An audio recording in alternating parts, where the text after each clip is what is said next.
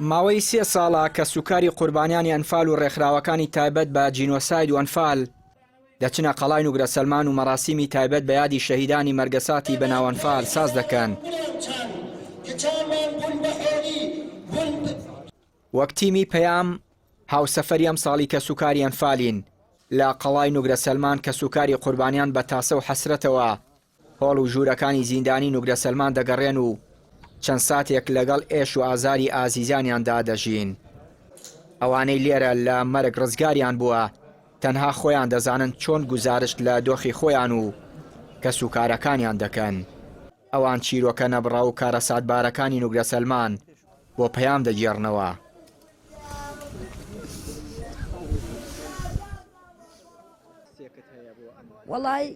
وەڵای هەستم خۆشە من 3 ساڵە تێم بۆیرە 3 ساڵە منەی ڕێکوتم هەستم ئەمە نەخۆشە تێمە دیاریان وا ئازانم براکانمان لێلمە وازانم قسەم لێلاکەن و یعنی هان لێلما و 8 نەفەر بەس خۆم مامە کەسم نەماوە تەکتەی ناخۆم مامە خۆم شپیاوەکەم ئەلفالە ئەوش گیراوە من دایک باوکم لێرە بوون هەردووکیان لێرە عەمەلی خۆیان کرد دایکم نەبرۆ مرد باوکشم نەبرۆ لە خاکە ئێمە 3 برا و 2 خوشک بوون هەر 3 برا خوشکە بەر بوون تەمەنم 12 ساڵ بوو کاتە ئەو کاتە تەمەن 12 ساڵ بوو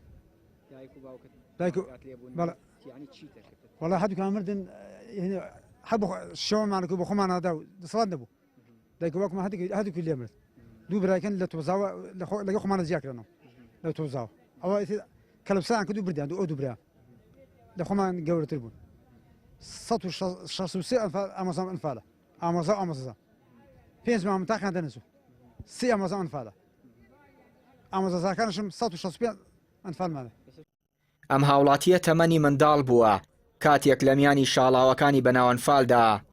لە دبسەوە هێنراوەتە زیندانی نوگرە سەلمان باسی دۆخی ناو قەڵاکە و مامەڵەی جەلادەکانی ناو زیندانەکە لەگەڵ قوربانیانی ئەنفال دەکات. ئێمە هاتیمانە خەڵکێکی زۆری لێبوو پێشی ئێمە بەڵام هاتیمانە عێراقە هاوردمانیان ئەو بەرەکە لەوێ سزمانیان کە لەو بەرەوە احتیادی ئازاد بیمانعی لە ناو سزنەکە و کەیفی خۆمان چۆمانە کرێمە بەس دوای ئێمە تر چەند 2-3 مانگێکی پێچ و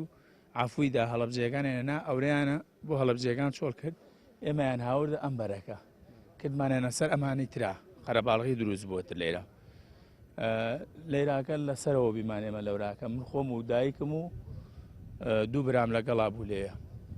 لەورە ئەتر ڕۆژانە 3 سەمونیان پێمانەدا 3 سەمونی وشک سەمون نەئەخوریا بە وڵات دواتر لە ئاخر کۆتاییەک ئاخر قافلەکە دەچوویمان ئێمە بیمان کەسی تر دەدوایە مۆدەر نەمات ڕۆژانە خەڵکە مرد من بە چای خۆمم بینی خەڵکیان ئەلەوێ لەبەر چاوم تۆزی ئاوێنەکە سەری ئەگەر هەبوایە بە عارەبانەکە ئەیان برد ئەیاندا بەدەست ئەسکەرەکان و ئەسکەرەکانیش ئەیان برد فڕێیانەدا چەند ناجا بە چای خۆم دایکم ئەلەو قاوشە بوومان بەرزمیە کردەوە سیر مەگەر سەگە ڕەشەکە چۆن دەرمەکانی ئەخوارد و یعنی جەنازەی خەڵکە مردووەکەی ئەخواردەوە. قەڵاو زیندانی نوگرە سەلمان دەکەوێتە باشووری ڕۆژئاوایی پارێزگای سەماوە و لەگەڵ بیابانەکانی عەرەبستانی سوعودی هاوسنوورە بەپێی زانیاریەکان لە نێوان 8 بۆ 11 هەزار زیندانی لە ژن و منداڵ و مێرد منداڵ و بە تەمەنی تیا بووە و لەو ژمارەیە بەشێکی زۆری ئەو زیندانیانە شەهید بوون یاخود لە دەشتایەکانی سەماوە زیندە بەچاڵ کراون. دوای 36 ساڵ لە مەرگەساتی ئەنفال کە سوکاری ئەنفالکراوان ماوەی 3 ساڵە ڕوودەکەنە قەڵای نوگرە سەلمان کە یادگاری زۆر تاڵ و ناخۆشیان لەگەڵ ئەم قەڵایە هەیە. لەگەڵ ئەوەدا هەمویان داوا دەکەن حکومەتی هەرێمی کوردستان و حکومەتی عێراق هەماهەنگی بکەن بۆ هەڵدانەوەی گۆڕە بە کۆمەڵەکان و گێڕانەوەی ئێسک و پرووسکی کە سوکارەکانیان بۆ زێدی باب و باپیرانیان. چیانووری کەناڵی پەیام قەڵای نوگرە سەلمان پارێزگای سەماوە.